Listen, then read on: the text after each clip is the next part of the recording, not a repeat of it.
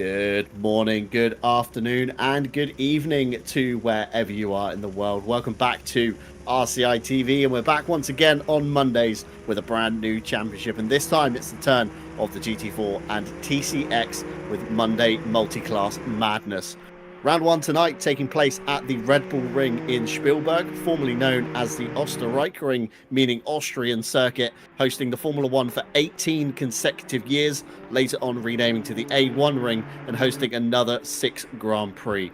Just under 4.32 kilometers in length with 10 turns, 7 to the right and 3 to the left. I'm John Dalton, your lead commentator. Alongside me, Dan Van Zoofen. Behind the cameras, Ash Bibby. And of course, our live stewards as well. Welcome back, everyone. What a lovely day to go racing, and what a lovely field as well here in on the Red Bull Ring. We have, at least the last time I checked, 40 cars on the grid. Qualifying has just begun, and it's time for the TCX class now to do their lap times. Of course, we have 10 minutes for the TCX drivers and 10 minutes as well for the GT4 drivers, so everyone is getting a banker lap in here at the Red Bull Ring. Of course, newly added to ACC, as was the GT2 cars. We had a GT2 championship, and we have a returning GT4 and TCX championship here on the newly added Red Bull Ring circuit as well. It's a stacked field, John. And with so many cars, I expect to be a lot of chaos in the race, of course, between classes. But first we have qualifying here. Now watching Nico Kampu on the onboard lap. Let's see what he can do. And John, I think it's going to be an interesting one today. Yeah, it certainly is going to be a very interesting one. If Nico Kumpu hits in a 1:42.1. Nobody really close at the moment. Byron Kerrigan across the line. Les Stevenson just behind Hubert Hauser and Tim Ireland. Very close indeed between those two. But the Red Bull Ring here is all about corner exit speed. It's all about momentum and just keeping up as much speed as you can coming through the corners, of course, between turns 1. 2 is technically the kink. This is turn 3, of course. Uphill braking zone, a bit of a blind apex if you run a slightly narrower field of view on a smaller monitor. It can be hard to spot the turn-in point there, but Nico Kumpu for the Rebound Racing team making light work of it. Now out of turn 3, of course, down towards turn 4, a downhill braking zone this time, so the car will carry a lot more momentum than you kind of expect. So the braking point is a little bit earlier than you kind of traditionally think on a flat corner. Again, keeping it tight to the apex. Be careful of the outside of the corner. Again, a traditional gravel trap still here at the Red Bull Ring. That's going to hamper some speed if you dip a wheel into this. And now we've got the sweeper of turn 6. This is, of course, a very tricky corner to get right. It's easy to miss the apex, and then running out, of course, to the escape road where kind of turn 2 cuts back on itself. Turn 7 and 8, of course, the left and the right. Again, crucial to get a good run through here because it's uphill towards turn 9, which again is a downhill corner. So again, you can carry much more momentum through the corner than you kind of anticipate as the road kind of falls away. You see there Nico Kumpu wrestling the steering wheel, bit of oversteer. That could be track limits here. Misses the apex for turn 10, which is again going to hamper his lap beginning on the next one. But Nico Kumpu to the line now for the number 256 Rebound Racing car. It is an improvement, but not a valid one, and that was in turn 9. And that's another thing tonight, isn't it, Dan? Of course, the circuit, very wide open corners. There lots of runoff area that are kind of deceiving as a driver, and again, drivers love to exploit as much of the circuit as they possibly can. So I can only expect to see a few track limits here tonight, and again, that's going to cost you a trip down pit lane eventually. Yeah, a few. Let's hope it stays a few this race. Of course, as you mentioned, Austria, really punishable track here with track limits. You can be so close to the white line here in the exit, but as well in the braking zones, and it could affect your qualifying time as well in the race. So drivers really need to be careful, especially in the race, because as you say, it's tempting to just take a few centimeters off that white line, possibly get a penalty or a drive-through for having too many track limits, and you don't want that. not in the race and not in qualifying lap. What is also difficult, especially as you mentioned, John, here with turn 9 and turn 10, normally in high downforce cars, you can take them quite easily and you have a lot of wiggle room to play with the lines. With these, these cars have, of course, a little bit less downforce, so they're a bit more understeery, a bit more heavy, and they're not as easy to get under control. So as soon as you go off that line and go offline, you might, for the 9 as well, you run wide again, just as we saw at Kumpu, with Kumpu, and that's your lap ruined.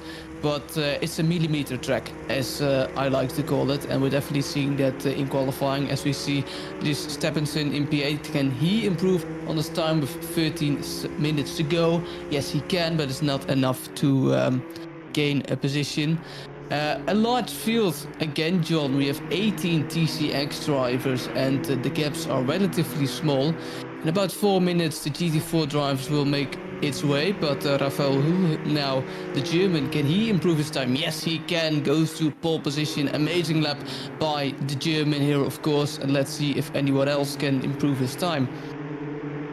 Yeah, we got 21 TCX cars. There's actually Aaron Jackson hiding down the bottom end of the leaderboard, yet to set a valid time. Of course, Neil Pimlott just creeping up as well into the back end there. But Raphael Huel, currently your provisional pole sitter, stolen away from Spoda Skrillex in the number 200. Victor Nordqvist up there as well, battling it out. Tom Shipston, Christian Lindgren, Phil Roberts, Nico Kumpu, Orlix, as well as Stevenson and Roscam all make up your top 10. And it's a second between the pole sitter of Huel and P10 of Theobald Roscam in the number 96. So top 10 looking super competitive already.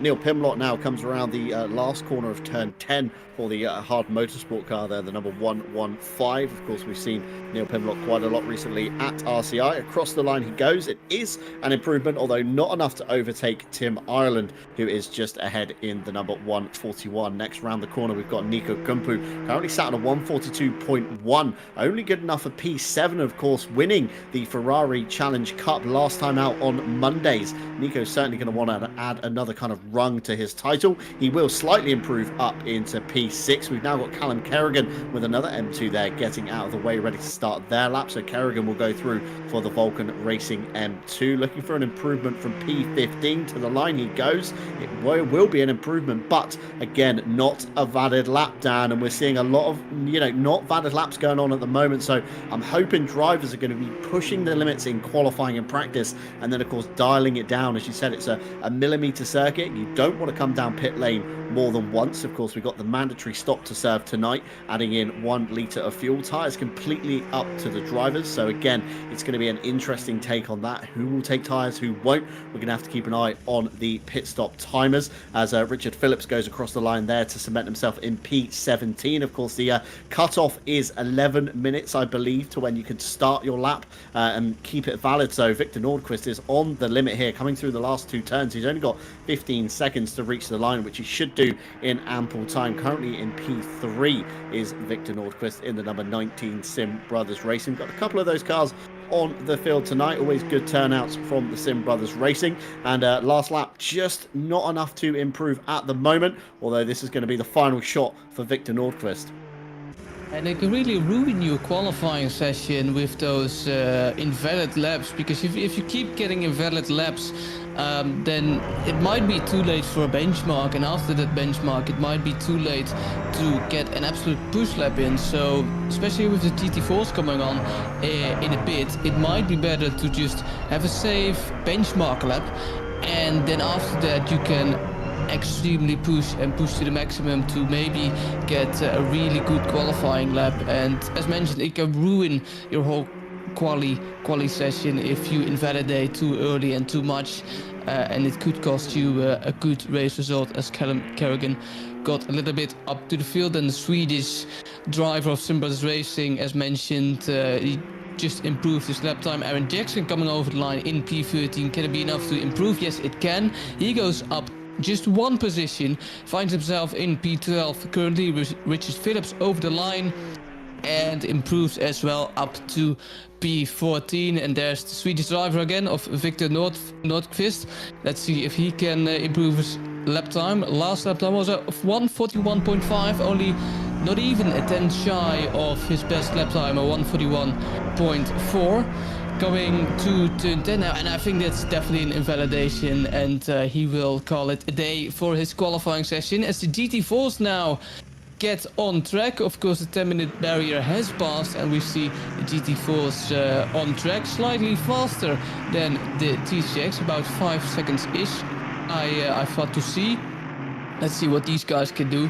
They're not all in the same car.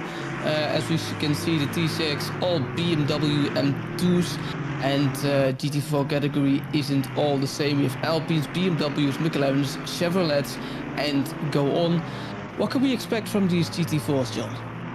Yeah, we've got a good mix of cars here, haven't we? I mean, like you say, we've got BMWs, we've got Mercedes, Aston Martin, McLaren, Ginetta, Porsche, Alpine, and Chevrolet. So a real wide kind of range of eclectic cars, and nobody brave enough to take the Maserati here. But of course, we're going to see, in theory, Dan, much faster lap times. We hope that none of the GT4s are going to be qualifying behind the BMW M2s. But again, if these guys are beginning to push the limits and hit invalidation after invalidation, and they're just not getting that time in, not getting that time kind of nailed, then we could see a bit of a fumbled start for maybe some of the drivers trying to fight their way back through the slower fields as Andy Boardman backs up. He will be in the kind of mid-pack, I would say, actually, at the moment. We've got a couple of cars ahead who have already begun their laps as we ride on board here with the Aston Martin, the number 69 Weasel racing car. Of course, we're going to see very different kind of, probably different braking points. We're going to see a higher speed from the GT4 cars, so again, it's going to be a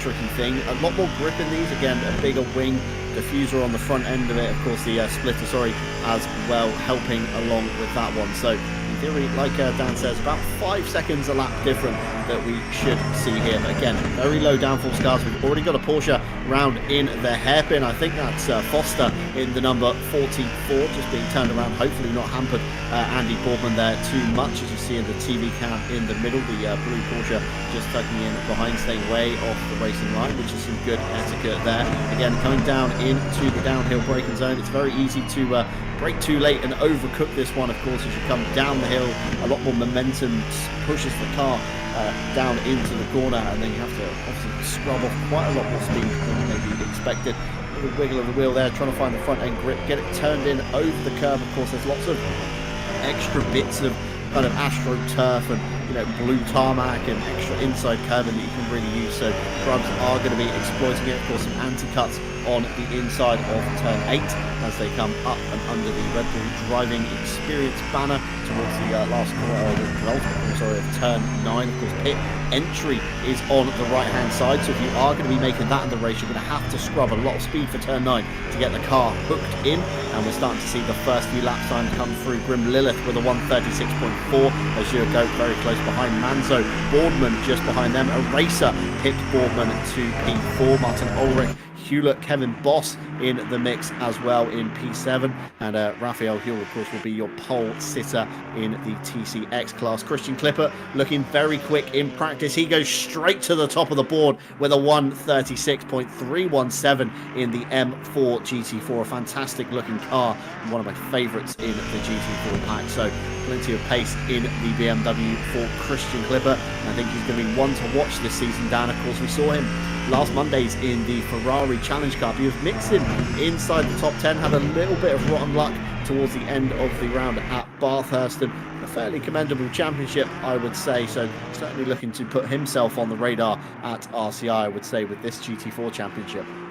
And it's really what you prefer in terms of driving, of course. If you've driven the Ferrari Challenge has a lot of horsepower, but that means almost has a lot more horsepower than a GT3, if I'm correct. It has at least more straight line speed, especially on a track in Austria. If you're used to the Ferrari 488 or Ferrari Challenge car, I'm sorry, you really need to adapt, because the Ferrari Challenge car, of course, doesn't have the best brakes, and therefore you need to brake earlier, and it might have more understeer. So it's really what you prefer as a driver. So of course, these BMW C2s in the TCX Championship, they're a bit more understeery and even more oversteery than these GT4s. These GT4s have a little bit more grip, with, of course, their increased downforce, and if you prefer that to let's say a TCX or a Ferrari Challenge car, then the GT4 might be the best pick for you, and so it would for the driver we just talked about,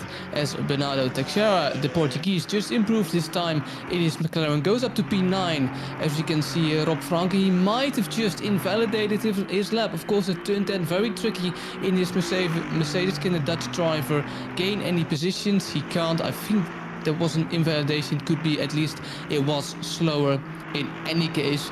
So again, a lot of cars to choose here in Austria, and of course it's about straight line speed as much as it is about corners. So you really want a car with both sides basically, and which car that will be we'll find as soon as Emmo Plate, the Dutch driver, goes up to P8 with their Audi GT4, and with 3 minutes-ish on the clock remaining, the track has been rubbered in for those GT4s. So the track evolution is definitely still going, and it will improve track conditions as the session goes on, and we'll see faster and faster lap times in the quali session until the end. Martin Ulrich with coming out for Holdfast Motorsport on P11. Can he improve his lap time?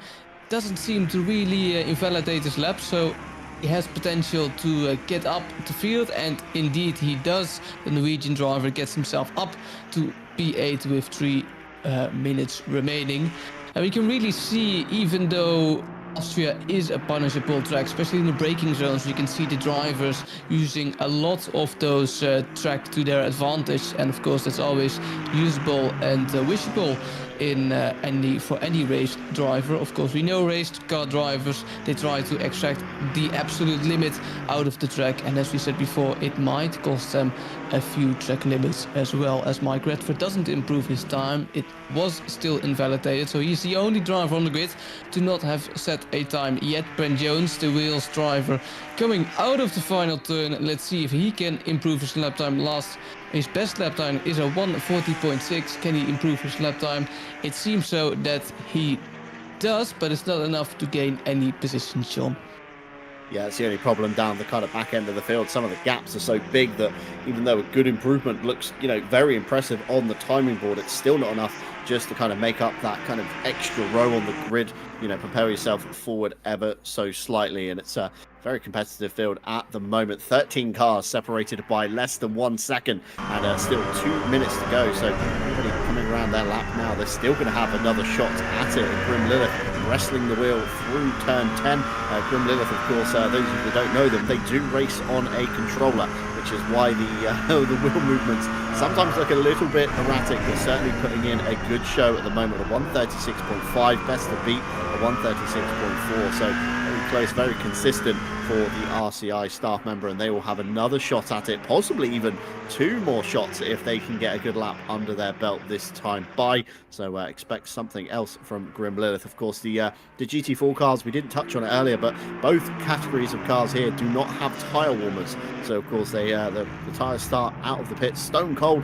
It's going to be very tricky to get temperature in if the weather is a little bit cooler, although fantastic weather here tonight. 24 degrees in the air, 32 down on the track, so temperature in the Pirellis will not be a problem for these guys. But again, it takes a good few laps to get them into the window. The temperatures come up, but the pressures don't necessarily reach their peak point until a couple of laps in. So you almost have to overfuel the car slightly and treat qualifying in GT4 as a mini kind of 10-minute stint, because when you jump back to the pits, you of course reset yourself back onto cold tyres, which then when you go back out, it becomes even harder to then beat your personal lap time. So again, everybody's going to be running slightly longer stints, so you can assume Mike Redford has snuck up into P5. He's currently in the pit lane, so that will be him done for the day. Emmo Plate in P11, Teixeira and Hewlett in 14 and 15. They will, of course, cement themselves in there as well. Foster and Jones down the back of the grid have given up. Looks like all GT4s have managed to beat the TCXs, so we're not going to see any kind of mixed starts. Although, again, if any of the back runners of GT4, of course, come into calamity, then they can find themselves in the jaws of the TCX cars. Riding aboard at the moment with Ted Edwards for Race Ventura. Again, another RCI staff member that has managed to sign up to the event. There's quite a few on the grid tonight that we're all going to be recognising, sat at home pointing at the screen in Leonardo DiCaprio style, clicking our fingers and whistling as Ted Edwards comes round the final corner, the number 8 Race Ventura. This will be the last shot at the line. Of course, checkered flag is out, and Ted does not improve. Last lap, just not good enough there. Jordan Bubbins in the Alpine Esports Series number 65 car, again, some fantastic liveries for the Esports Championship. He wrestles the car round turn 9 down the hill towards turn 10, looking for an improvement. Currently down in P20. It's going to be a big ask, 1.4 seconds improvement we're looking for to see him up into P19. Jordan Bubbins to the line, and he goes across. Unfortunately, good improvement, but not enough to take a position away. And we've only got 2 more cars circulating. It's Andy Boardman in the Greased Weasel number 69, looking towards his delta. Unfortunately, not looking too good through the first couple of sectors, but he could be making a good gain in sector 3, and of course we're going to have to keep an eye on that one. And the number 511 as well, they're still on a valid lap. That's Grim Lilith, currently down in P8, but again, Grim Lilith is not up on their lap either, looking pretty bad in the delta. 0.2 down so far coming towards the line, so not looking for an improvement from Grim Lilith. Andy Boardman equally the same, 0.1 down on their personal best as well. So I think this qualifying down is done and dusted. Everybody is cemented in their position. Azure Goat will take the first pole, followed by John Eraser. McLaren's looking very quick indeed. Christian Clipper just didn't have that 1 lap pace in the M4 that we thought he did. Again, the race is going to be very different down. It's not going to be about, of course, one car. As you look towards the best sectors, Christian Clipper fastest in 1, Azure Goat through 2, and then I think we had to go all the way down to Andy Boardman or Ted Edwards to find the quickest 3rd sector overall there. It was indeed Carlos Calata Yud actually sneaking up inside the top 5 as well, followed by Mike Redford. So plenty of names up and down the grid as we have a look. Of course, we've got some big RCI regulars: Andy Boardman, Mike Bradford, Jordan Daly not with us tonight, unfortunately. Yal Manzo, Azure Goat, John Eraser, Christian Clipper, of course, returns with Bernardo Texura after their stint in the Ferrari Challenge, and a few of our staff members as well taking to the GT4 with Ted Edwards, Kevin Boss, Grim Lilith, and Rob Franken, to name a few. And of course, meanwhile, down in the TCX field, 25 drivers on the website electing to take the M2CS, including Ferrari Challenge champion, of course, Nico Kumpu, currently down in P26 overall. That makes him about P5 or 6, I believe, if my maths is correct looking at that. Of course, Victor Nordquist, Christian Lindgren, Raphael Huell, Tom Shipston, who you may notice is under the RPMS banner this time, not Ground Zero Racing. We were told from the RPMS camp that salary is undisclosed at this current time. Miguel Martins, Matthias Byron, Richard Phillips, Richard and Keith Whittle were signed up on the website as well, although not with us tonight, so we could see them in round 2. And likewise, a few staff members in the TCX cars with Les Stevenson, Aaron Jackson, Tim Ireland, and Phil Roberts. So plenty of names to pick from, Dan. Who is your money going to be on tonight? Of course, inaugural round. We don't know the kind of true race pace of a lot of these drivers in these machines. So it's a bit of a blind pick, I would say, tonight. I was just going to say probably everything I pick will be wrong, because not only have we 40 drivers, the field is so competitive. So, you know, I'm not going to curse anyone. I'm not going to make any predictions. I'll just see what happens, John, and see how the race unfolds. We have the evening here at RCI that our drivers sometimes give us updates how qualifying goes and went for them. Michael Redford not really happy with his banker lap. Should have, or he says, should have gotten into the 35, could have gotten into the 35s. And, well, let's see if Michael Redford can improve in his race. I heard you mentioning, John, that drivers will wrestle the car not only in qualifying but in the race as well, and I can't agree more, especially with these cold tires. As you mentioned, of course, both classes starting on cold tires. Of course, you have just one warm-up lap, but Austria, being the nature of the track, having so many straights, it's really difficult to warm up your tires and to get them in a good window for the race. You will definitely need a few laps, again, as you mentioned, John, and we'll see how that pans out. It could cause for a lot of chaos. Everyone could behave himself. We almost could see no incidents, but I doubt that. Again, we need to. Everyone needs to make a mandatory pit stop. No one has to change tires, but my predictions say they will change tires. Of course, it's a hot track, so that means tire wear will be increased, and therefore I can see a lot of drivers, not only in the GT4 category, but also in the BMW C2 category, the TCX cars. They can make a pit stop as well. The drivers can adjust their setups as the session as the starting session is counting down slowly, 5 minutes, so it could play in your head. All right, what am I gonna do with pressures, John? What am I gonna do with fuel? Of course, no one really has to fuel the car fully up. You need to take a mandatory 1 liter of fuel, so the decision is all yours, John. Would you want to start with a lighter car or a heavier car and do not refuel at the pit stop? And that might save you some time. 50 seconds to go until the warm-up lap starts. John, I don't have any predictions. What are your predictions? Yeah, it's interesting, isn't it, about, the various fuel loads and strategies that you can, of course, take. Mandatory stop tonight only needs 1 liter of fuel. So, again, it's going to be a very varied strategy. Do you want to just spend as little time on pit lane as possible? Or do you want to, like you said, Dan, start your car heavier? Essentially, of course, 1 liter of fuel equals roughly a kilo of weight, of course, just under or so, give or take. So again, it's going to be that, isn't it? Do you go lighter? Do you go heavier but spend less time on pit lane, thus making up, in theory, more track position? Are you going to take tires? There's a lot of factors at hand today, and of course, everybody in the new machinery that they're maybe not quite used to, as we see Mike Redford's accolades on his roof there. Very good kind of touch to the custom skin, should we say, as the cars begin to roll off their grid spots and of course try and build that all-important tyre temperature, which, as you said, Dan, big long straights between each corner at slow pace lap kind of speed. It's not going to be easy to keep those warm, so a lot of brake riding is going to be going on at the moment. As much heat into the discs as they can get, that of course then radiates out into the wheel and then into the carcass of the Pirelli tyres as well. So I don't know who my money's on tonight. It's going to be kind of anybody's guess, of course, with the inaugural championship rounds. We're not too sure who has the true pace. I mean, Christian Clipper is a bit of a dark horse, I think, in that number 236 BMW that you see in P3. Of course, the only M4 in the GT4 field at the moment. It showed some fantastic pace in practice, so hopefully he can convert that over to the race. But of course, we know John O'Racer, very hard in his driving style, very defensive, and does like a good challenge as well. Does it go? It cast your mind back to the Ferrari challenge. Took to that car very naturally.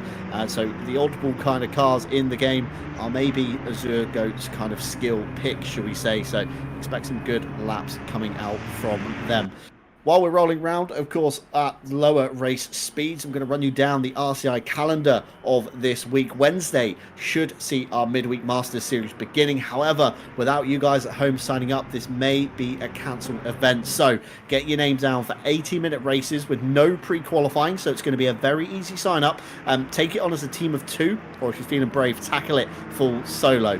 We're going to have full live stewarding and a broadcast here on RCI TV. So if you do want some airtime, get signed up for this one. Thursday, we're still iRacing with the IMSA Season 1 series, this time heading to Road Atlanta, playing host to the penultimate round. Felipe, Sindelar and Leach leading GTP, Zuzak, Dijkstra and Heilman in LMP2.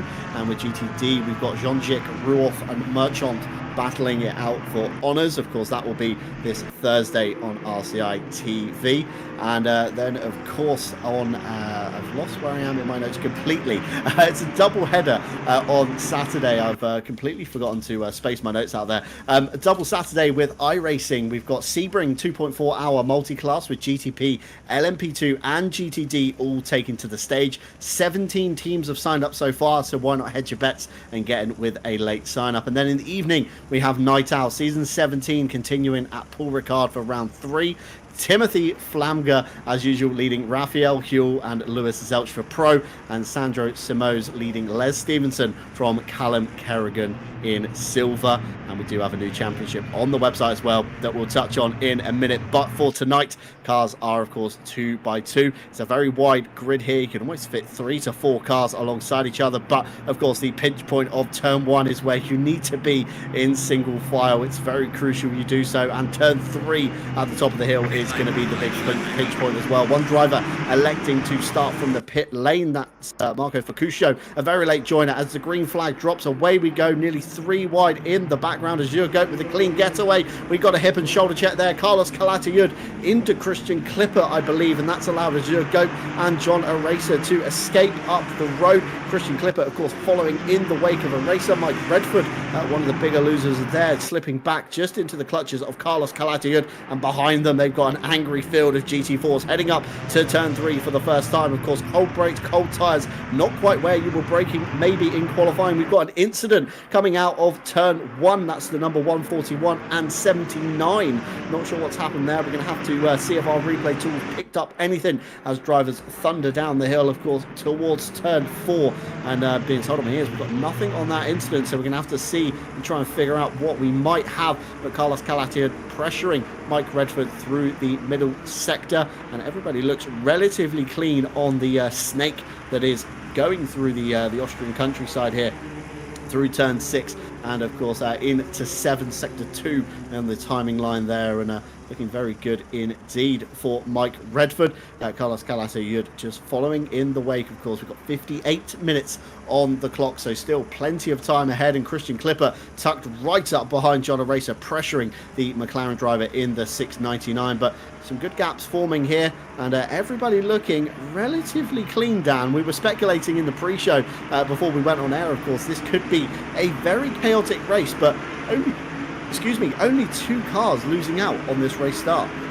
And it's a relatively clean start, as you say, and I was just going to mention it for the GT4s as well, as it is for the GT or for the TCXs, for the BMW C2s here, and let's see if that remains. Of course, tires are still a little bit low on temperature, a little bit cool tires, and so does your head need to be right now. It's really tempting to go for an early move, but maybe lock up, overshoot a corner and lose too many places or a lot of places because of it. As we see here, the number 30 of Rebound Racing, Mercedes, still driving in P5 here, and of course let's see if the drivers, which drivers can get the tires warmed up as soon as possible, and which ones are the first to maybe get some early moves on here in this on this Austrian track, of course, as the Spaniard currently enters turn 6 and turn 7.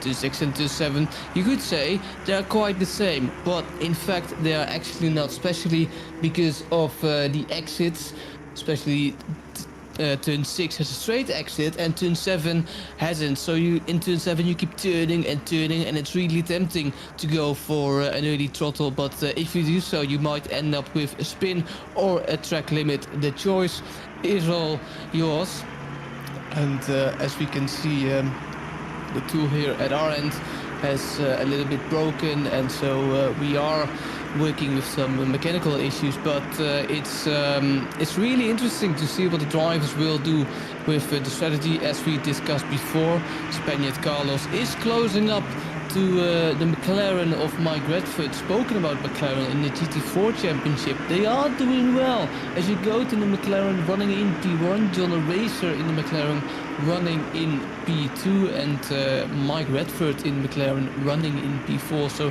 McLaren may be the better choice, as we have a fight for the lead there in the foreground with Azure Goat and John Eraser. Let's see how that plays out. 4 minutes have passed. A lot has happened, but John, I think a lot is more to come. Yeah, certainly a lot more to come. In the foreground there, it's actually Christian Clipper and John Eraser. That's actually fighting for P2 and 3 essentially Azure Goat has kind of leapt up the road, part of the pun there, as we just cut away for a brief moment while we do sort our technical difficulties. Do bear with us, and of course thank you to you guys at home for tuning in. Again, none of this would be possible without you guys, and of course, like I say, Wednesday's championship, plenty of spaces there as well, so please do get your name kind of down for that one, and plenty of action to come on RCI as well. Remember, on the website we also have Friday's KTM Masters sign-ups open. That's beginning on March 15th, and unlike previous manufacturers Masters, this is actually a multi-class event, so GT4s and GT2s will all share the same section of track.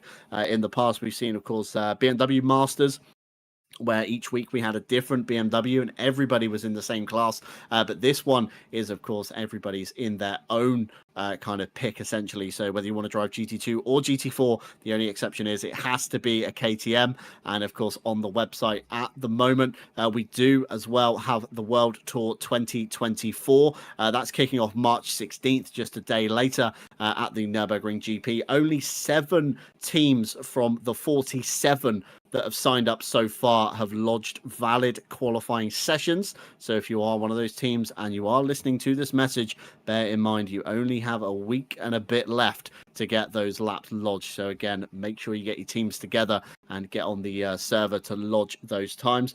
Of course, a quick thank you to our partners as well: AK Esports, Driver61.com, Fanatec, digitalmotorsports.com, and of course Go Setups. You can find all their links down below in the description. And just looking through my game currently at the moment, Azure Goat still out front, 0.6 seconds to the good. It's now Christian Clipper, ahead of John Eraser as we come back to the action here on board. Currently, I think this is Azure Goat out front, actually looking very healthy on the lap deltas at the moment. But Christian Clipper in the BMW is within eyeshot of the rear view mirror, so Azure Goat's going to have to focus forward and see if they can really drill in some consistent lap times, but again, not overwork those tyres because the pit window isn't open yet and you don't want to destroy your tyres too early. The TCX class, meanwhile, in the background, it's Victor Nordquist leading those guys from Raphael Kuhl, Les Stevenson, Phil Roberts in the Kaiju car, currently coming under pressure from Alexander van der Voorde going into turn 9, side by side. Phil's on the outside, maybe a little bit of rub there. Phil has gone wide. Nico Kumpu's got front row seats. Phil around the outside, a big drift on the brakes, back in front, and there's chaos. There's 4 cars off. I think Richard Phillips or Tom Shipston possibly just about managed to get through in the RPMS car. Spoda Skrillex caught up in that one. That's Thibaut Roskam in the black and grey number 96 as they find their way back through. But what chaos to come back into. It was just side by side. Phil didn't want to give it up and lost all traction on the outside. Very unfortunate piece of oversteer, and as he tried to save it, and contact between first and second, Christian Clipper and Azure Goat. Christian Clipper goes for a very fancy pirouette trying to get it back onto the road, but Azure Goat down to P6, and that's going to promote John Eraser and Mike Redford, Carlos Calata, Yurt, Andy Boardman and Grim Lilith all up into the top 5 as we've got race replays working now. Here's the Phil Roberts incident we just saw. Phil just couldn't get it together. Nico Kumpu managed to sneak through with Callum Kerrigan, and that was very lucky indeed for those guys. Another race replay coming on up your way. This is the earlier incident, should we say. This is still Kerrigan and Phil Roberts, but it kind of unfolded in turn 9, side by side. Phil got muscled out over the curb, braked on the curb, and that really upset the Kaiju car, and that's where he lost traction and just unfortunately couldn't grab the opposite lot quick enough to keep it under control. Coming up to the top of the hill, turn 3, Alexander van der Voorde. This is Tom Shipston, I think. Yeah, van der Voorde in the pink car, sorry. That was Tom Shipston getting very close indeed behind. Of course, representing the RPMS camp this time, so no Ground Zero Racing livery for Tom, but Nico Kumpu just ahead of these guys. This is essentially a battle for approximately P5. P4, of course, being Nico Kumpu in Class P5 being van der Voorde, and P6 being Tom Shipston. But you can see those incidents have really spread the field out here, Dan, as you see the race leaders kind of breaking away at the front. Again, the M2 TCX cars, they're looking very spaced out as well, as Adam Carlisle there round the inside, kind of the old up and under on Jones in the 421 Ginetta, just slightly outbrake themselves coming up the hill. Flash of the lights from Jones. I'm not sure if that's to signify some kind of displeasure towards Carlisle, but no harm, no foul that I saw on that one. And looks like Jones is very much overdriving that Ginetta down the hill, outbraking themselves, finding themselves into the gravel trap as well. So frustrations pretty high in the number 421 at the moment. Yeah, as we switch back to the action, all the action basically happened. We had a relatively calm start here at the Red Bull Ring, and then suddenly all hell breaks loose here with the GT4s and the TCXs as well. And as we see another race replay here, John Racer, I think in the McLaren, he's behind the number 30. For which position that is, I can't quite tell. And let's see what happens here then. Nothing quite happens here. As we can see, we have had a change for the lead, if I'm correctly indeed.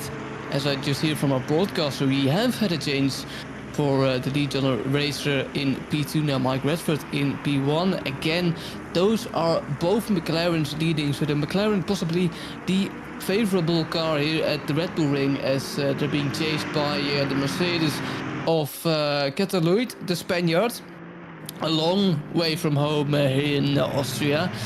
And let's see if P3 can get up any places. Mike Redford now here looking at the front of John Racer there, the Swiss driver, a little bit close to home here, so he might feel comfortable around this Austrian track. With 49 minutes to go, we have seen quite some excitement, some sensation and incidents, which has both lost and gained some drivers time. Always interesting to see, and it's also almost what you expect from a field with roughly 40 drivers ish, if none of them have retired yet. And it's as a viewer, of course, a great spectacle to see such a field driving around a racetrack. Now, if you look at the minimap at your right, you can of course see a darker blue shade of cars going around. Those are the GT4s, and almost at the middle coming into turn 6, now those are the TCXs, the lighter blue cars, those are the TCXs. So that's how the field is today. Lee Stephenson in P23 overall, currently P3 in the TCX class. And they are doing pretty well, of course. Red Bull Ring had some changes from time to time. Some changes from the 1970 to 2021. The latest one, of course, adding that chicane in turn 2. And that is, of course, for the MotoGP layout. They don't always race here with four-wheeled cars, but also with motorcycles as well, which is always interesting to see. Tom Shipston here in, I think it is P6. And this battle for P5 in the BMW C2 class rages on as Tom Shipston overshoots his braking point. And so the gap to Nico Kumbu gets a little bit more. Nico Kumbu 25 overall, now chasing Alexander van der Woude. I think he's a bit too far for an overtake, but let's see in the future, as we see the Belgium driver Thibaut Roskam wanting to go for a move on P38 overall. That is Hauser. Can he do it on the inside? Hauser on the outside. Almost contact there, but it is avoided by the Belgian driver. And of course, it's tight racing here at Austria. Of course, it's a tight track. Especially there aren't many lines you could take, so it's a tight track, and especially with track limits, it might get even tighter. As we see the Finn Nico Kumpu could overtake Alexander van der Woude. In fact, he has done already going into turn 6 there, and he has gained a little position there. Overtook the Dutch driver into or even before turn 6, and let's see if he can get away now and maybe even chase Lee Stephenson in P3 here. And with 46 minutes to go, again we've seen a lot of action as we switch to Ted Edwards here in the Chevy. John, what will we make of this? Yeah, I mean, it's been some fantastic racing so far, hasn't it? I mean, like you say, it's a bit of a tight track. We've got kind of Chevrolet on Chevrolet action here. Yao Manzo ahead for the RPMS camp. races under their banner. Ted Edwards, of course, Race Ventura in the number 8 just behind them as well. But Christian Clipper, the biggest loser at the moment, all the way down in P12 after the contact, of course, with Azure Goat. So again, Goat definitely came off slightly better, shall we say, than Clipper. So Clipper, a big loser in that incident. Very unfortunate indeed. The M4 had some superb pace in that one. As drivers snake around, of course, up to turn 9. Grim Lilith looking very good at the moment in P4. They're currently trying to fend off Azure Goat as they come through turn 9 down in towards turn 10. McLaren on McLaren action. So again, a bit of a one-make series going on here, and it's going to be about which driver can have the slightest of advantages over the other. Of course, we don't know people's fuel loads for tonight. Again, it's one of those closely guarded things in ACC that you can't really spectate people to find out how much of a tank they are truly running in their car. So it's all speculation up here. Of course, a mandatory stop tonight. 1 litre of fuel to be added as the pit window does open, as I mentioned that. So trundle down the lane, add a litre of fuel within the next 29 minutes and 50 seconds, and that's all being required for you to clear that pit stop. So again, we might see some drivers stopped a little bit longer, some drivers stopped very shortly as well, and again, tyres completely up to the drivers. So some drivers might not take tyres in election for gaining some track position. I mean, Christian Clipper, it's probably a favoured strategy if you're a little bit down in your luck from the race start. And as we said earlier, 41 drivers started, 40 still circulating. The only driver I can see missing is Marco Fucuscio, who was at the end of qualifying, but unfortunately no longer present in the race. So only one retiree. We've had a couple of big-ish accidents, shall we say, but we thought it was going to be a lot more chaotic than this, didn't we, Dan, in the pre-show? I mean, this is relatively tame, I would say, for a round 1 start. Of course, we've got live stewards on the standby tonight, who will be going, of course, over any of the incidents that they do witness. Again, Monday's penalties channel is very quiet at the moment, so I can only imagine they're kind of unfolding the first couple of laps that have gone on. Meanwhile, we've got Christian Lindgren here with Orlix in the number 587. Orlix, a driver that used to race with us quite a lot back in the day. Used to be an RCI regular, but faded out ever so slightly and has now come back for this championship. So something has definitely peaked inside that driver, and hopefully many more races to come as Christian Lindgren fires it down the outside into turn 5. Will he make it stick? Orlix, a little bit of a hip and shoulder check on the Sim Brothers car. I think, again, that was just a little bit too late on the brakes and trying to get the car into the apex. Meanwhile, we've got Azure Goat down the lane. We've got Andy Boardman down the lane as well to clear their mandatory stop. So they're the first drivers on the road to do so. And just having a quick look at their pit stop times, it was Azure Goat with a 43.8 and Andy Boardman with a 43.6. So very quick pit stops. I can only imagine they've dropped in a litre of fuel down and got going again. Of course, the tyres cost you in ACC normally about 30 seconds or so. And again, if you're refueling at the same time, once you put the tyres on the car, it doesn't really matter how much fuel you take. So again, you've had to maybe prepare in advance, like you say. If you were, a full tank on the grid to take you all the way to the end, there's no point stopping for tyres, because you're not really going to gain a lot overall. What would have been better is, of course, running the kind of half and half strat, so half the fuel at the start, pit, grab some tyres, take the other half of the fuels. We see contact there between Rob Franken and Bernardo Teixeira in the number 318. I think Teixeira just hampered his pace ever so slightly coming out of turn 8. Looks like the car has shut down. We've got a yellow flag for the 318. I'm wondering, has he caught the ignition button on that car? Has he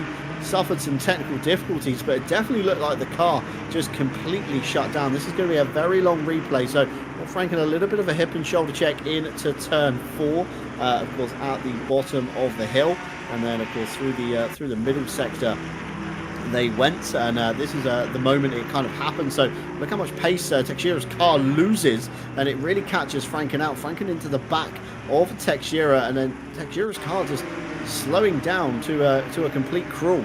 They have made it into the pit lane. The 318 is showing in the lane at the moment. So in theory, I'm not sure what happened there. Maybe just a brief hardware failure, Dan. Of course, we don't have mechanical failures in ACC, but we do see a lot of real-world hardware failures. You can kind of akin to a mechanical breakdown in the car. We have run out of fuel, that's my question. Of course, we talked about it before. Um, you can take any fuel you want, and maybe he underfueled the car, or did maybe some things go wrong. Maybe he misjudged the fueling, so he could have also just run out of fuel, and therefore his car could shut down. It's what ifs. So maybe we'll see after the race what happened to the Portuguese Bernardo Teixeira. Had a fault. Could it be fuel? Could it be technical? Let's see. Of course, like the scene, what will break. If it can break, it will break. And maybe that's also for the hardware in sim racing. Now back to the other Portuguese, Miguel Martins here in P34 overall, and into the top 10 in the TCX. As we can see, of course, the GT4s, they have made their pit stop. It's multi-class racing, of course, so if you maybe make a pit stop a little bit early, you will have those TCXs and those slower class cars behind you or in front of you and behind you perhaps, and therefore you might need to manage those cars a little bit more. It could cost you time, you know. It all depends on when do you want to make a stop, when do the TCX drivers make a stop, as Christian Lindgren here wanting to make a move on I think that's Orlicic in the number 587 car, but they're going still side by side. A little bit of door banging, a little bit of almost more door banging here, but in turn 6 Christian Lindgren can't still get the move, and GT4 is approaching them. That's a McLaren. That is the McLaren of Bernardo Teixeira, so he is back on track again, and he needs to make his way past these TCX drivers as fast as possible, and he will do so. Has the McLaren enough straight line speed to make it before turn 8? It seems like it does. Teixeira's line gets a little bit compromised, but the TCXs are no longer a threat to any of his lap times currently. Richard Phillips in the TCX as well, having in his mirror a great look on this little battle unfolding in the TCX class, and of course also is wanting some more positions up into the field. Christian Lindgren on the outside again in turn 1. Can he make the move stick? He can't quite, but maybe he has the better exit, and on to turn 3 that is. This is turn 2, just a little kink in the road, and then we head down to turn 3 past added chicane for the MotoGP now. Christian Lindgren to turn 2. Who's later on the brakes? Who can come out ahead on turn 2? Christian Lindgren really late on the brakes on the outside. There has the better exit now, and they're going still side by side, but it looks like Christian Lindgren has made the move for P29 overall into that might just be out of the top 10 in the TCX class, but the Swedish driver has made the move, and we'll see if he can open up the gap now to compared to that is the number 587 car. Back to the GT4's wheel driver Sam Burnett is now trying to fend off Robert Hull. It is not true. He is currently in P17. He's trying to fend off the car of Bobbins, that is the Alpine driver Jordan Bobbish, the number 65 Alpine. That is 37 minutes ago. The pit stops for I think the TCX drivers as the GT4 drivers are slowly creeping in, and of course we've marked the halfway point, John, so it only makes sense that a lot of drivers, especially if you want to take tires, you could take 30 minutes of tires, and therefore it might get you the most advantage of those tires for not only the GT4 cars but also the TCX cars. Let's see if we have some interesting strategy play still yet more to come, as you can really see those GT4s battling it out with those TCXs, John. Yeah, absolutely. So, I mean, like you say, Dan, we're kind of getting near to the halfway point now, so we're probably going to see a bigger flurry of cars coming down pit lane again. Anybody that's, not pitted yet should make their way down in the next 22 or so minutes. I'm just reading in the chat for this championship. Apparently, the pit rule set is a little bit broken tonight, not quite set up properly by our event admin Tim Ireland. So I think the only requirement is to come into the pit lane. It seems at some point maybe there's no need for a no refuel. Apparently Miguel Martin says in the chat, followed by a Tim. kind of signaling what's gone on here, but we do see the first of the penalties beginning to come through as well from our live stewards. So we've got a few incidences to go through here. I'm going to roll down them as we go. So we've got a lap 1, turn 1 involving the 256, the 48 and the 60. No further action. The 48 turns in front of the 256 and spins themselves. Lap 1, turn 1 involving the 62, the 115 and the 141, deemed as a racing incident. The 62 moves to avoid while making contact with the 115. Lap 1, turn 1, 79 and the 99. The 79 turns across the 99, makes contact and spins themselves. That's a racing incident.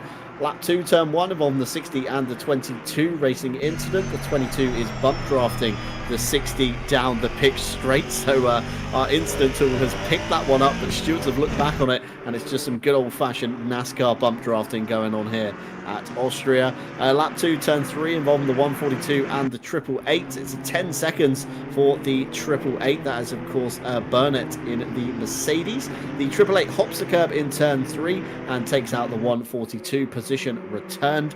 We then got a lap 2, turn 3 involving the 115 and the 48. It's a racing incident once again. The 115 and the 48 have a minor contact, and that is all we have from the live stewards at the moment. So looks like lap 1 and 2 majority of being caught up on as a lot of the GT4 drivers begin to navigate through. So the only time penalty is for Burnett, so that's indicated of course by the 10 seconds in a little red box next to his name on the timing tower on the left hand side of your screens. And if like Sam Burnett you're yet to take your mandatory stop, that will of course be added on to your pit stop timer, so you'll be held for an additional 10 seconds before the game allows you to release. But if you've of course already taken your mandatory stop, that time will be added on to the end of your race. So very important to make a note. Again, if you're 5 seconds down and you need a 5-second margin towards the end to retain that position, you better get the foot down and get the car moving. Meanwhile, Matthias Byron coming up on the back of Neil Pimlott. Sim Brothers racing the number 100 car behind the number 115. This is for somewhere in the mid-pack, I would say, of the M2, so possibly around P9, P10 for these guys. It's a little bit hard to work out in ACC, of course, the standings and the timing towers. And, of course, coming around the last corner, it looks like Neil Pimlott running a little bit wide there. Matthias Byron with the much better exit, and we said it in qualifying, it's all about corner exit and momentum, kind of keeping up the numbers, and Byron getting the move signed, sealed and delivered before we of course reach turn 1. But Neil Pimlott looking very racy indeed, but of course the Ginetta just behind there could open the door, maybe upset Byron just a little bit on his line. That's enough to maybe let Neil Pimlott catch up and get back past again. So of course the GT4's much quicker in a straight line, a little bit more horsepower, probably a little bit less weight, and the Ginetta certainly better on the brakes up the inside of turn 3. Byron gives space but gets oversteer on the exit. That's going to probably allow Neil Pimlott nearly to get alongside coming down the hill into turn 4, but Byron just gets good enough drive off the corner to fend off a charging Neil Pimlott, very luckily there indeed. Meanwhile, John Eraser has found their way past Mike Redford. We just about managed to catch that one, but it looks like Redford was trying the old up and under. That's through turn 7, I believe there. Turn 7, we are now turn 8, so that would have been turn 6 that move was happening. It looked like Redford was out far, very wide from where he should have been, and using the M2 there to maximise the slipstream down towards turn 9 there. John Eraser manages to get back in line just about Mike Redford's line. A little bit compromised from taking the shallower line, but big oversteer moment from John Eraser. Has Redford kept it clean enough through turn 10 to get a run towards the line? I don't think it's going to be enough, as we see a couple more cars trundling down the pit lane just to the right hand side of your screen into turn 1. Redford not close enough, but certainly looking very racy, Dan. This fight for the lead is very much on. 32 minutes to go and 17 minutes of this pit window. This could be won or lost on the pit lane. Both haven't pitted, yes, indeed, and so both will probably struggle with the tires if everyone indeed does change your tires in the GT4s, and I can imagine, as we see a drive-through for the GT4 in P8, Howlett in the Mercedes has a drive-through. Now, if that is caused by track limits, John, or has the stewards given them a drive-through, I don't know yet, as the GT4s of John Racer and Mike Redford are approaching some slower cars, and that may cause some trouble in this fight. It could upset John Racer, but it could also upset Mike Redford here. Mike Redford needing to take the inside for turn 6, and thus will probably lose a little bit time to the leader, John Racer. This is on the Austrian driver now wanting to make a quick move here past these TCXs, and that's the beauty of multi-class racing. It's really, if you get close, if you need to get past these slower cars, how will you manage those, and can you extract the most time out of managing those? Because if you do, then you can possibly take the lead or get some higher positions up the field, as the gap hasn't quite been changed by these slower cars. John Racer still needing to fend off that McLaren of Mike Redford, and Mike Redford really showing in that McLaren, I'm here looking at mirrors, I am still there and I'm hungry.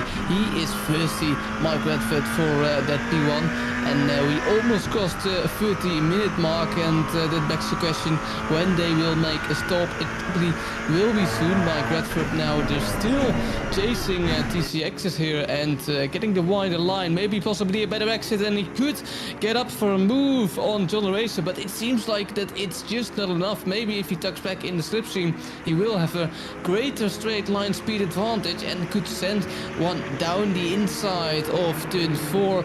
He could do it, he will do it on the inside. Mike Redford wanting to challenge the leader of John Racer. Now John Racer will have the inside for turn 6 if he can make it stick, if he can hold the door with Mike Redford, and he can. Mike Redford on the outside maybe has a better line, but John Racer seems like he can still hang on to Mike Redford, and he can't, and so we see a change for the lead overall and a change in the GT4 class, but Mike Redford goes wide into the gravel and loses that first position again. So John Racer also loses that second position. That's a huge mistake for Mike Redford, and he might want to change his tires now. They're all dirty and full with gravel, but he will stay out, and that's really interesting. But the fact remains that John Racer has now stayed in first position. The Spanish driver in the number 30 Mercedes has gained the position as well. Now in P2, Mike Redford has fallen down in P3, and that might make this battle for the podium places a little bit of extra spicy. Mike Redford maybe fueled even more to get after that, not only P2 but P1 as well. So let's see how that ends up. And with 28 minutes to go, I really suspect these drivers to make a pit stop soon, but we'll just have to wait and see as John Racer now comes down to and exits turn 3. And let's see how this battle unfolds. But that was a really battle, and an interesting battle, which made for great entertainment, John, in this GT4 battle. Yeah, fantastic scenes, wasn't it? Through the middle sector, they went a late lunge down the inside from Mike Redford. Saw them side by side coming through turn 5 and into 6. And it looked like the jink from John Racer just about caught Mike Redford's attention as they pitched it through 7. A little bit too much speed carried for the number 95 Mike Redford car, and a trip through the gravel was what he had.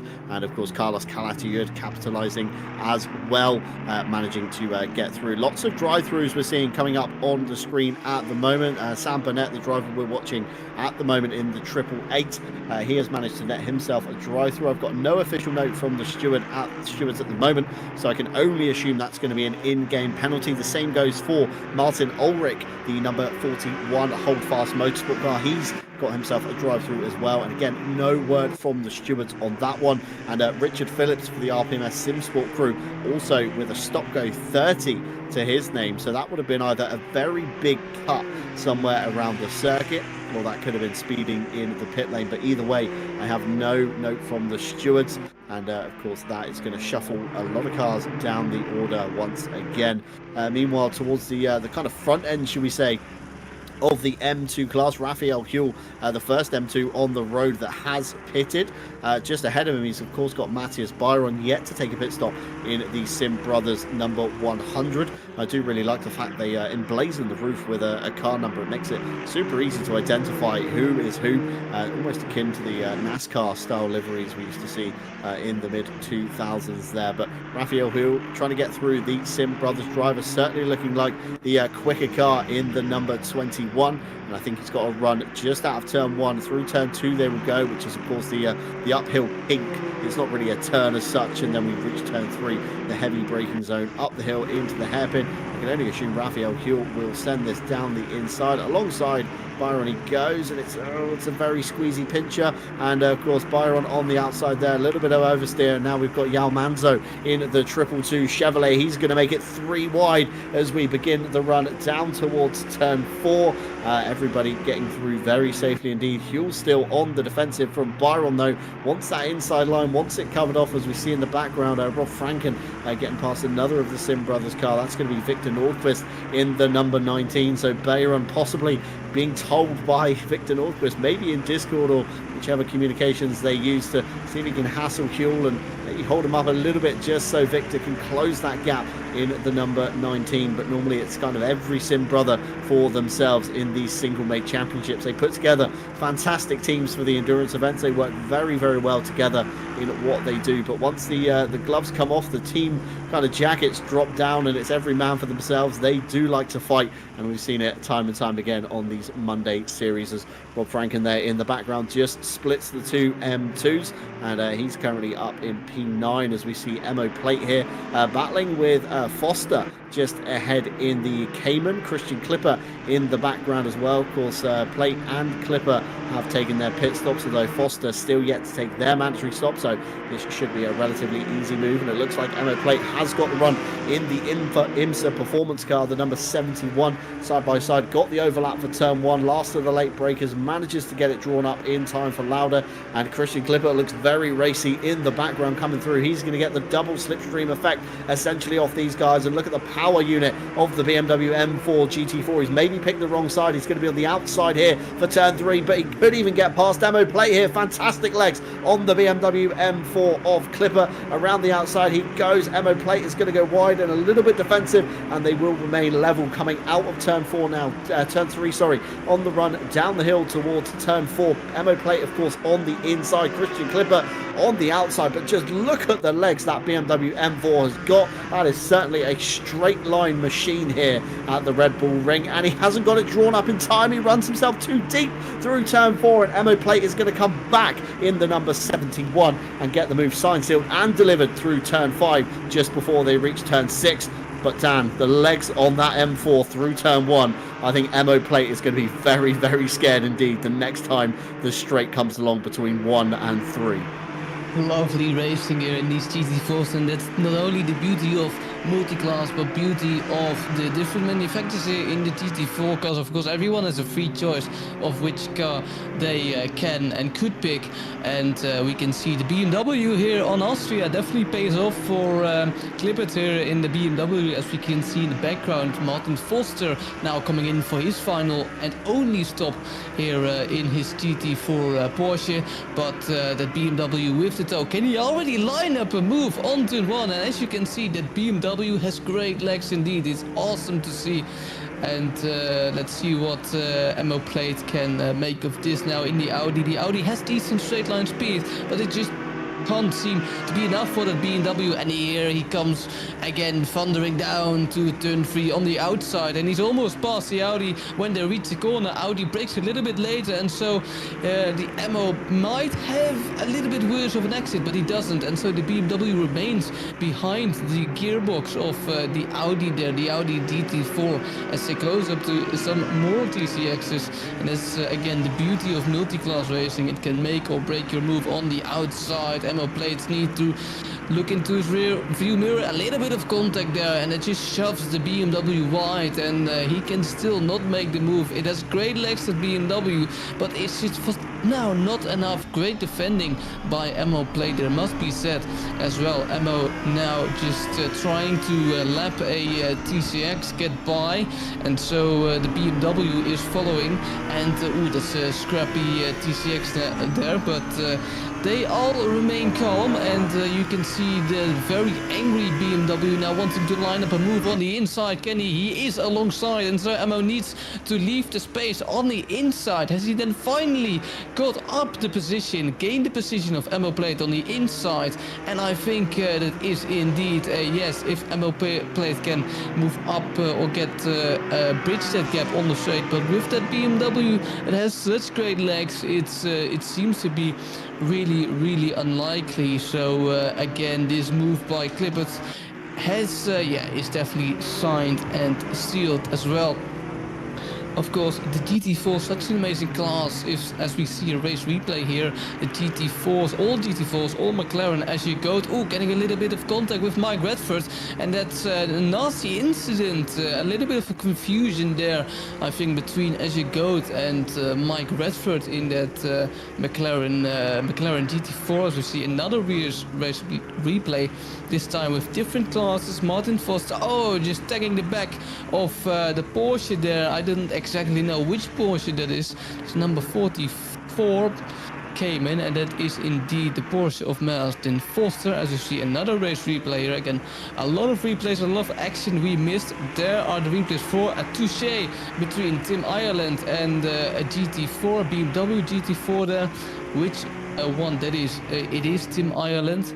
So he in fact wasn't the cause of the contact. Now as you go in P4 trying to get up a position, again another McLaren, a full McLaren provisional top 3, of course.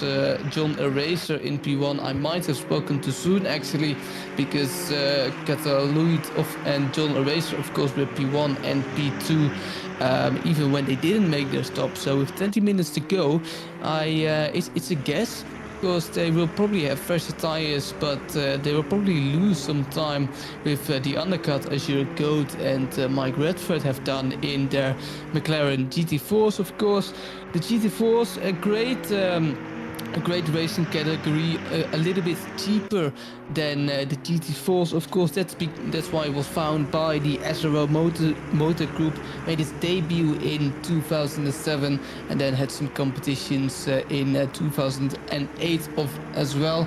Of course, it was added to the British GT Championship in 2008, and SRO also founded the Dutch GT Championship in 2009, Dutch GT4 Championship, and since then they are a great way for GT racing. Again, a little bit cheaper than GT3, a little bit slower, but that doesn't affect the action of the races they are in.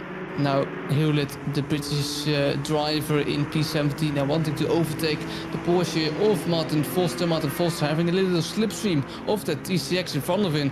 Craig just a little bit later on the brake, almost too late on the brakes. And can he make the move stick? Yes, he can.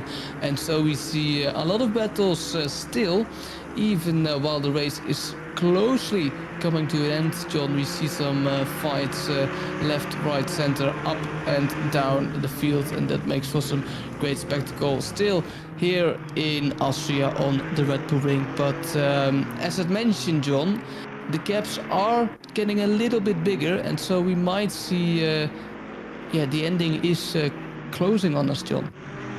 Yeah, of course, the time is ticking down, isn't it? Under 20 minutes to go now, just over 18 minutes technically on the clock. Of course, Grim Lilith up into P2, followed by Azure Goat in P3, and it looked like the move was maybe on there, and John Eraser, of course, is only just ahead as well. So we've got this McLaren top 4 essentially at the moment. Of course, Mike Redford just down the road a little bit. I'm not sure if the stewards are going to take too kindly to the bumping that we saw between Goat and Redford. Again, keep an eye on the stewards chat to see when those reports come through. I have had some more come through all the way from lap 3 to lap 11, so we'll start from the top. Incident lap 3 turn 1 involving the 28 and the 957 racing incident.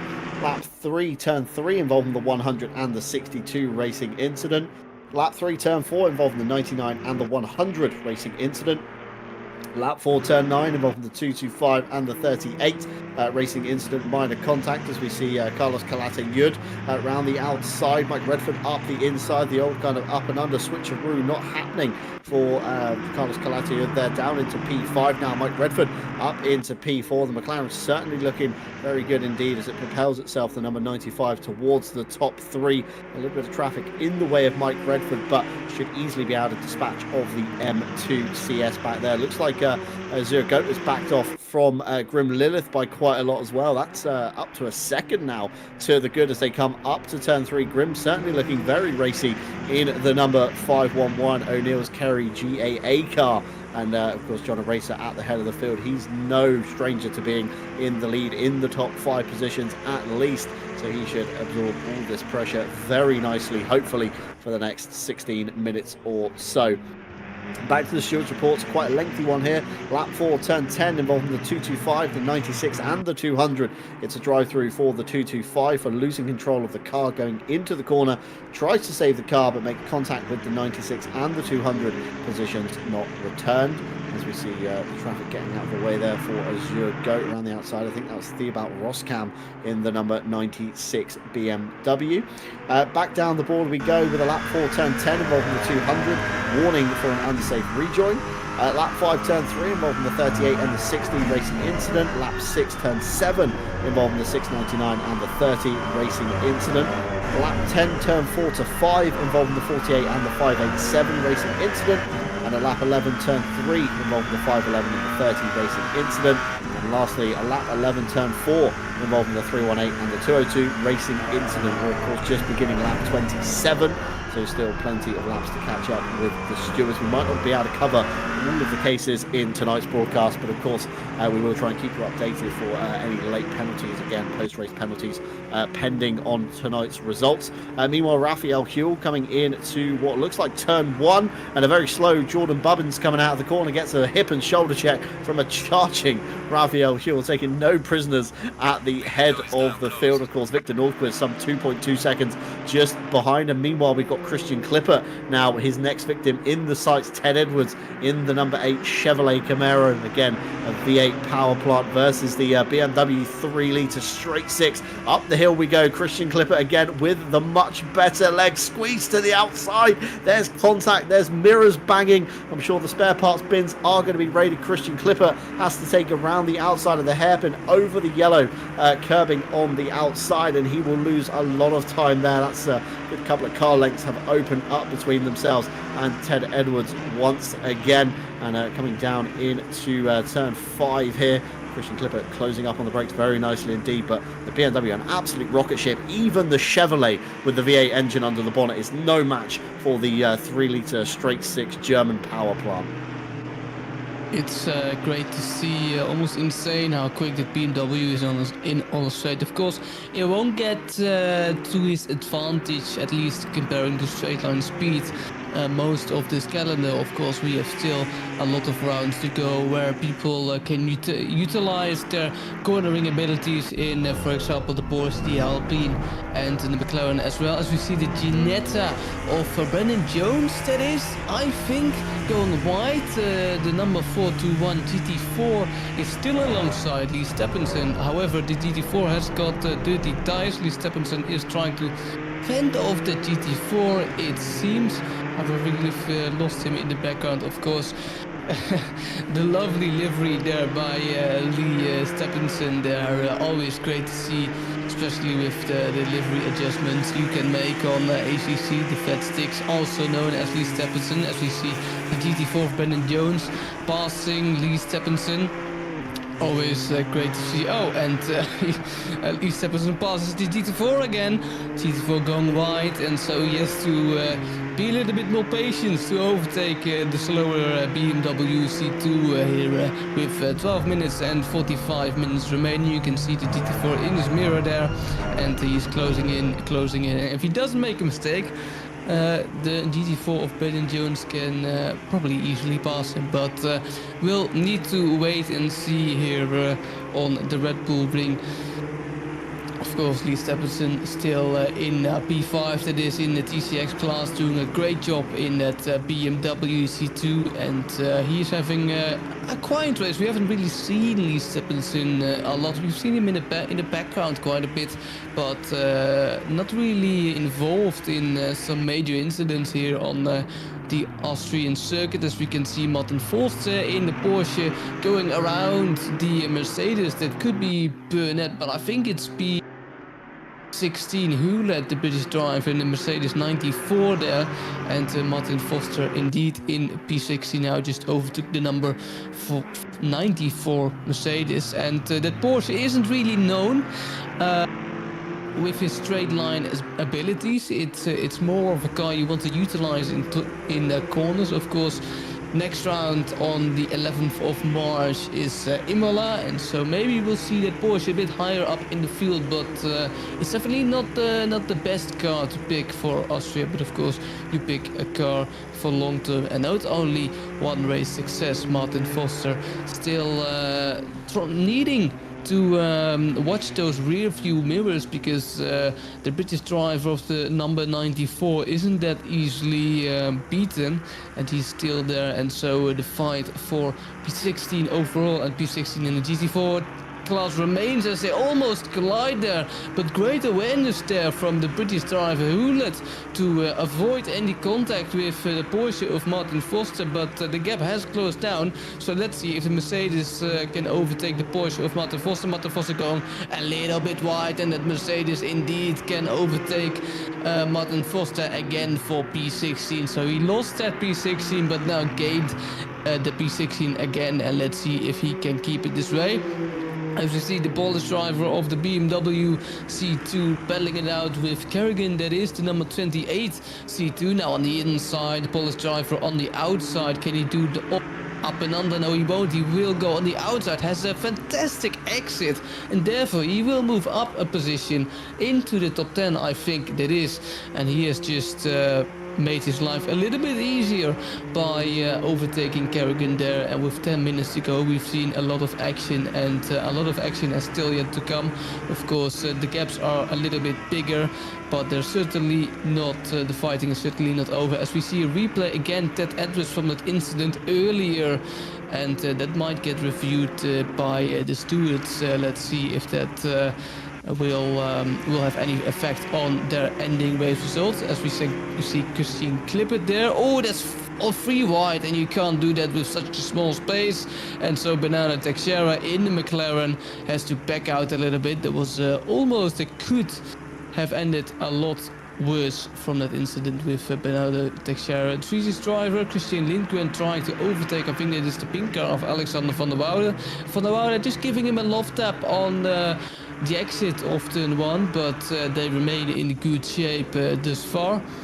As we see more race replays here. Ted Edwards again, that fight. Ted Edwards just nudging, that is Clippert in the BMW. Now that would be a really interesting turn to see. Sadly, the race replay cuts away, but we have seen a position change for the top 10.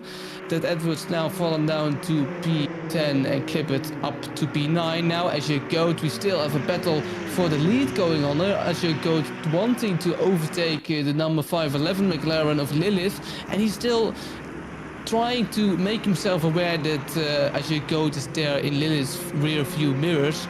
And what an awesome train of 3 McLarens we have here. Are we gonna say any changes for your lead, John? Any late predictions? Not too sure. I reckon John Race has pretty much got this one in the bag, providing he keeps his nose clean, of course, in traffic, and makes some very informed decisions to get around the slower TCX class. Grim Lilith again putting up a fantastic defence with Azure Goat just behind there. And again, Mike Redford just lurking in the background, some 4 seconds down now. Again, what could have been. Interesting, we touched on Martin Foster's car choice earlier, the number 44 Porsche Cayman. Just looking back through the TCX and GT4 chat, suddenly 4 minutes past 6, Martin Foster realises it's too late for me to change to the McLaren.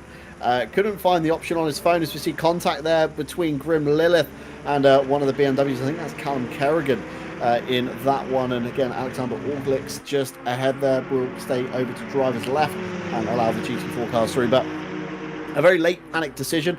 Tried to find the change button on his phone, couldn't do so, and was 4 minutes late to begin with. So no point panicking at that point. Sign up kind of locked in for the rest of the season. So Foster with the Cayman there. So yeah, very interesting on that one. as we see a race replay here. This is between Spoda Skrillex, and this is Clipper and Ted Edwards. More contact there for Ted Edwards, and he turns a slower car into the outside Armco. I'm not sure stewards are going to take too favourably to that one, especially with all the squeezing that's been going on between him and Christian Clipper as well, as we see a kind of almost a mirror image there. That's Grim Lilith again hip checking Callum Kerrigan out of the way in turns 9 and 10, so plenty of action down towards the latter half of the lap, and the replays just keep coming. This is actually Mike Redford now trying to get through again. This is turn 10, more contact with slower cars, though a little bit kind of less on that one. Andy Boardman getting involved with Carlos Calatayud. That's been a position change as well. Boardman up into 5th now, Carlos Calatayud down to 6th. Christian Clipper and Ted Edwards still taking lumps out of each other in the Chevrolet and the BMW down towards the bottom of the hill of turn 4. Christian Clipper parks on the apex, a little bit of a wiggle. Ted Edwards with the old up and under through turn 5 down towards turn 6 now. Once again, another position change for just inside the top 10. Ted Edwards up into P9 now in the number 8 Chevrolet Camaro, and Christian Clipper's going to have to wait for the next straight, tuck in behind and see if he can make that BMW really work. An MO plate. All the meanwhile, these guys are battling. Look who's lurking in the background. It's the number 71. This could soon be a three-way fight for the top 10. A little bit of traffic in the form of Neil Pimlott in the number 115 as they come down to turns 9 and 10. We've had plenty of action with slower cars here. Please let's not have it another lap running and both drivers through very cleanly on Neil Pimlott. Meanwhile, 3 wide at the top of the circuit, turns 2 into 3. Carlos Calatayud has managed to find his way back through Andy Borman, so the 69 and the number 30 switching positions again. It could be a situation where traffic giveth and traffic taketh away, and that's the key in multi-class. Of course, you've really got to balance those moves. You've got to choose your fights very, very wisely indeed, because you don't want to put your car in a position where, of course, you are going to end up essentially kind of hampering yourself towards your opponents. Just looking into the stewards chat, meanwhile, a lot more reports coming through. This is lap 11 to 23. We're now on lap 33 as another hip and shoulder check for Clipper and Ted Edwards. These guys are still going at it. Just under 5 minutes to go down the hill, of course, down towards turn 4. Once again, last of the late breakers. Who will it be, as we see a penalty pop up for Martin Ulrich in the number 41. Clipper is ahead, but can he get it drawn up once again? Ted Edwards goes for the old up and under. Does that BMW have enough grunt to hold itself through turn 5? It's going to have the inside line for turn 6. I think it's just about got it, although Ted Edwards, has he got more grip in the Chevrolet? Can he go around the outside? I think Christian Clipper has just held on to it this time by an ammo plate. Is now in the background. He's a couple of car lengths within earshot here, so this could be very crucial indeed. And a drive-through pop up for the number 30 Carlos Calatayud. This late stage in the game, that's not what you want. He's going to tumble down the order now, and I'm pretty sure we're going to have a stewards report come through very shortly for that one. Just going to run down the list. So lap 11 turn 8 involving the 318 and the 202 racing incident. Lap 12 turn 5 the 48 and the 587 racing incident. Lap 13 turn 1 involving the 48 and the 587 racing incident.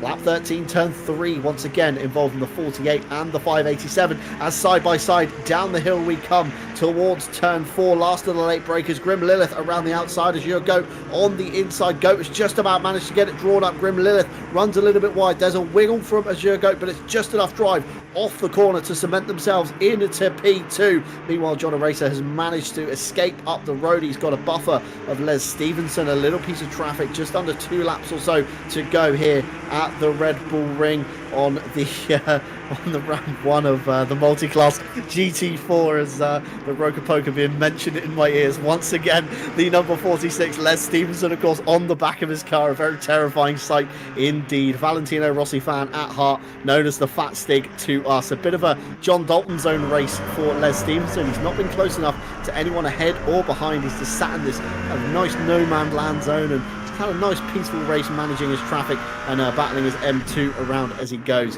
Back towards the stewards reports. Lap 15 turn 4 involving the 44 and the 69 racing incident. Lap 21 turn 3 involving the 8 and the 44 racing incident.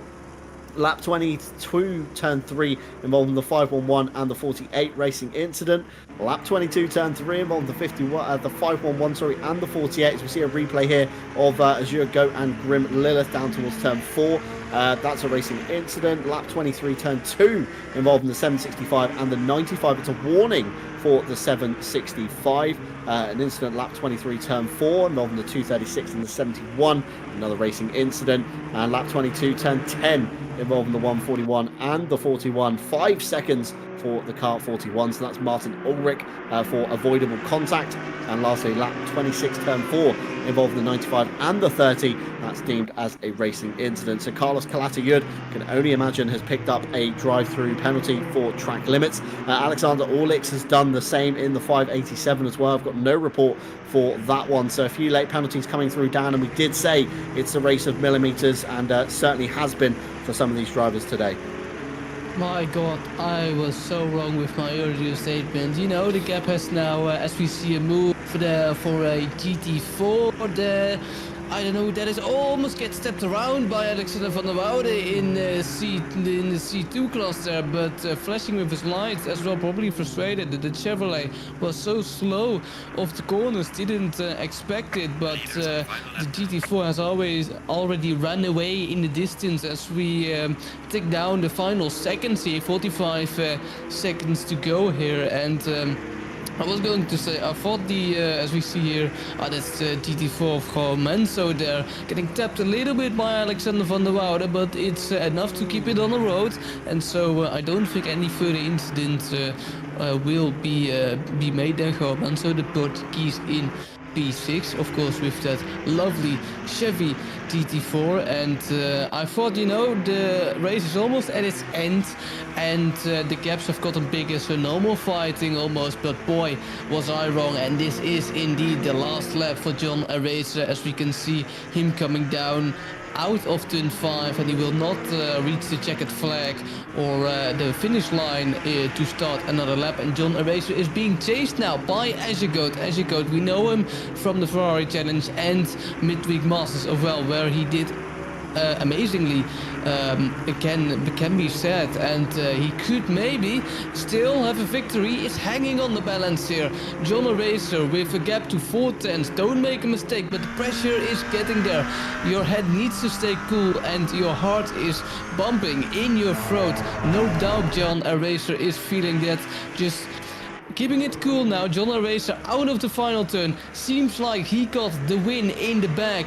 Azegoat is closing up, but it will just not be enough to get that P1, and therefore John Aracer will win the first round in this GT4 and TCX championship on Monday. Azegoat will finish in P2, Lilith in P3, Mike Redford in P4, Andy Boardman, the Aston Martin, in P5, Juan Mendes, the Portuguese, in P6, Rob Franke in P7. Almost thought we had a photos finish there, but those are BMW C2s. Christine Clippert finally got loose of Ted Edwards. We couldn't get enough of that fight, but Clippert probably could, and finds himself in P9, just behind Cataluyt, who had the drive-through, of course, but he stays in P8. Ted Edwards finished in P10, Plate finished in P11, our own Kevin Bos in P12. Haven't seen Kevin Bos a lot, almost just isn't there on the stream, but he finds himself in P12 and might have a quiet race. Ulrich comes with a 5-second penalty down the line. It will be enough to hold off the McLaren of Bernardo Teixeira, and so the GT4 field is coming down to a close. Still a little bit more of finishes to go. Adam Carlisle in the Aston Martin comes home in P15. Chris Howlett comes home in P16 in the Mercedes AMG number 94 there. Martin Foster just 17 seconds behind in the Porsche.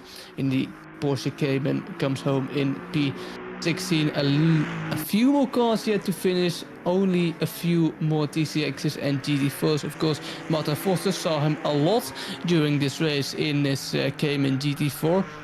We might see him a lot as well in future races here in this championship. And he is the last finisher. Martin Foster rounds off this race. And my God, John, did we have an entertaining one today? Yeah, fantastic race all round from both categories, of course, GT4 and TCX. John, a racer, taking the GT4 victory there. And of course, looking towards the TCX, it was Raphael Kuhl who victored on that class. Again, Victor Nordquist just behind him. Nico Kumpu, the reigning Ferrari Challenge champion in P3. Good start to his season. Tom Shipston, P4. Les Stevenson in P5. Christian Lindgren in P6. Alexander van der Voorde, the first of the two pink cars, followed by Callum Kerrigan in P8.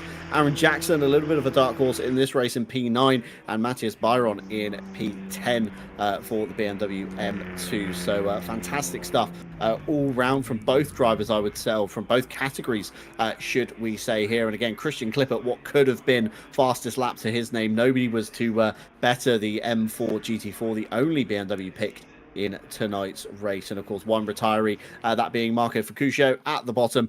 So 40 cars actually finished out of the 40 that the 41 that started. So a race that we thought would be absolute chaos and would, net to quite a few big incidents, quite a few retirements. Again, pinch points of turn 1 and turn 3. Again, making it very, very awkward. And just being told by one of our stewards, there's still a lot of incidents to look at. So we finished on lap 29 on the last of the stewards' reports. The race leader finished on lap 37. So 8 laps of incidents still to go through. So we'll bring you up to date with those hopefully next week on that one. Again, remember the RCI calendar this week looking pretty stacked along the way as we run through some race highlights in the background whilst we sign off tonight's broadcast. Again, Wednesday should see our midweek Master Series beginning. However, without you guys, of course, at home signing up, this may be a cancelled event, so please do get your name down for 80-minute races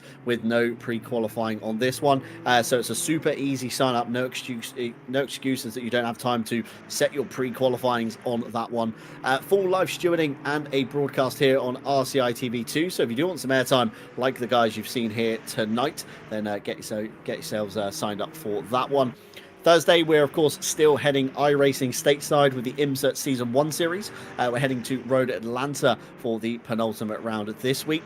Saturday, we've got a double header. We've got iRacing Sebring 2.4 hours multi-class. That's with GTP, LMP2 and GTD all taking to the stage.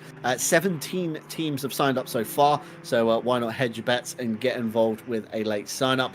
And then in the evening, we do have Night Owl Season 17 continuing at Paul Ricard for round 3. So again, sign up still open for that one. You can, of course, head on over to the website and check out any of our events at any time by heading on over to racerci.com, where you can, of course, also find our 2 sign-ups for the KTM Masters. That begins on March 15th. And unlike previous manufacturers' Masters, this is going to be a multi-class event as well. So GT2 or GT4, all you have to do is pick the KTM. And of course, World Tour kicking off on March 16th, just a day later at the Nürburgring GP, with only 7 teams from the 47 teams that have signed up have lodged a valid qualifying stint. So remember to get all your team inside the server, get your laps drilled in, and set your valid lap time for your class rankings on that one as well. A big thank you to you guys at home that have watched along, whether you've been here from the start, you've just dropped in and you wonder what we're doing. This is ACC and this is RCI TV. So if you do want to get involved, head on over to the website racerci.com, and you too might see yourself watching yourselves back on a broadcast in the very near future. And again, everybody at home that's watched along, whether you've lurked, you've liked, subscribed, anything you've done, big thank you to you guys as well. And we did have earlier on Tom Bryant becoming a channel member for 6 months, so very much big thank you to you, Tom, on that one. And of course, a quick message from our partners who make all of this possible behind the scenes. Again, AK Esports, a leading Italian company in esports management and organization across the world, founded in 2005 as an IT company and establishing itself as a point of reference in the hardware sector. 2018 debuted their first official Porsche Esports Championship, and since then has found success with the SRO Motorsports Group and Dallara, among many other brands, including us here at RCI for providing our fantastic server solutions. Driver61.com, you can of course get 25% off your driver coaching by using our discount code with a link in the description below. From one-on-one driving courses to full intense courses, shall we say, the folks at Driver61 will have something that fits your needs. And again, check them out down below. Fanatec needs no introduction. I'm sure everybody watching along knows who Fanatec are, one of the leading brands in dedicated sim racing hardware, including force feedback wheels, direct drive units, pedals, load cells, and much, much more. You can, of course, find our RCI affiliate link down below, and it does sprinkle a few pennies in the pot. And two new partners, of course, joined us just a few years ago, digitalmotorsports.com, offering a number of products and services from virtual driving experiences, corporate events, an early drive program, esports championship, driver training, simulator components, and even complete sim rig solutions. Founded very recently in 2018 by two enthusiastic motorsports fans, they had a vision to create Ireland's leading digital motorsport environment and resource. So check them out in the link down below. And lastly, but no means least, of course, Go Setups, featured to formed, to be one of the premium esports setup stores for Assetto Corsa Competizione, with their primary aim to create setups for all skill levels, whether you're esports ready or just looking for a safer alternative for your favorite car, and featuring a plethora of esports stars in their team. You can be sure the setup you choose has extensive hours behind it. And just this week, the latest update being the Bentley Continental GT3, the Honda NSX Evo, and of course the Lamborghini Huracan GT3 Evo 2. So some updates on those cars. So if you are a main driver of any of those, get yourselves on over to Go Setups and get your wallet out, shall we say.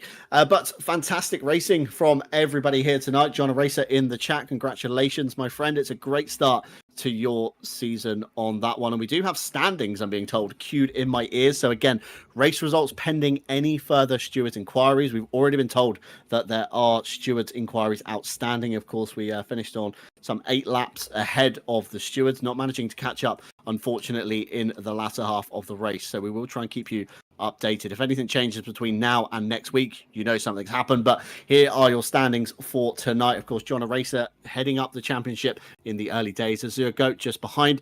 Grim Lilith behind on 25. Mike Redford on 21.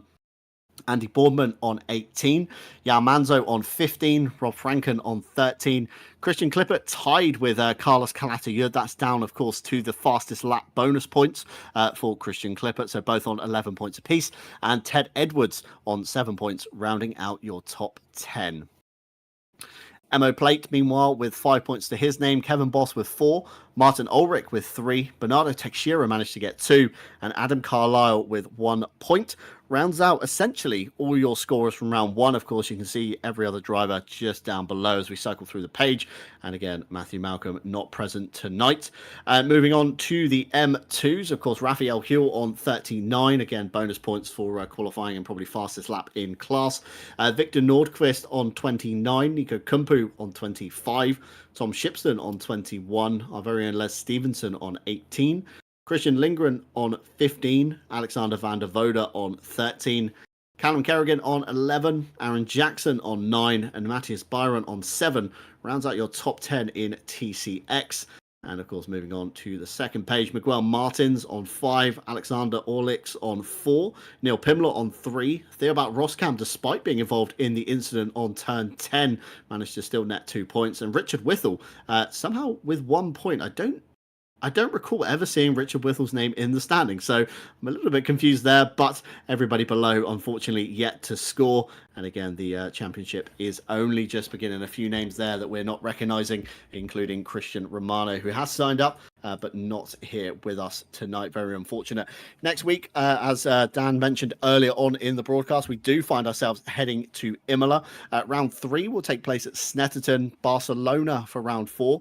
Indianapolis round 5, and my favorite circuit, I think, on the calendar, Alton Park for round 6. That's going to be a real traffic management scenario, of course, as we head through all of the chicanes, the twisty undulations of Alton Park. That's going to be one you don't want to miss. Season will begin, of course, tonight, March 4th, and we will end on April 8th. So plenty of races ahead of us on Mondays here at RCI TV, and I, for one, cannot wait for the next round. It's going to be something very spectacular indeed. But we'd like to thank you all for tuning in, very much so, from myself, Dan, and Ash behind the cameras, including all of our live stewards. Thank you very much for tonight. It's been some fantastic racing, and I, for one, cannot wait until we get to Imola next week, where traffic management is going to be even more crucial with the twisty chicanes, the fast-flowing nature, that is Imola. So we hope you have a wonderful rest of the week. We hope to catch you hopefully on Wednesdays should the sign up numbers pick up.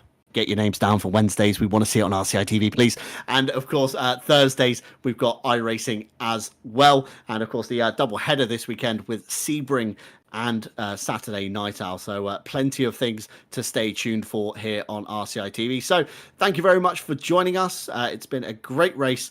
So from myself, from Dan, from Ash behind the cameras, and of course from our live stewards, we'd like to thank you very much indeed. And we hope you have a wonderful rest of the week. Take care.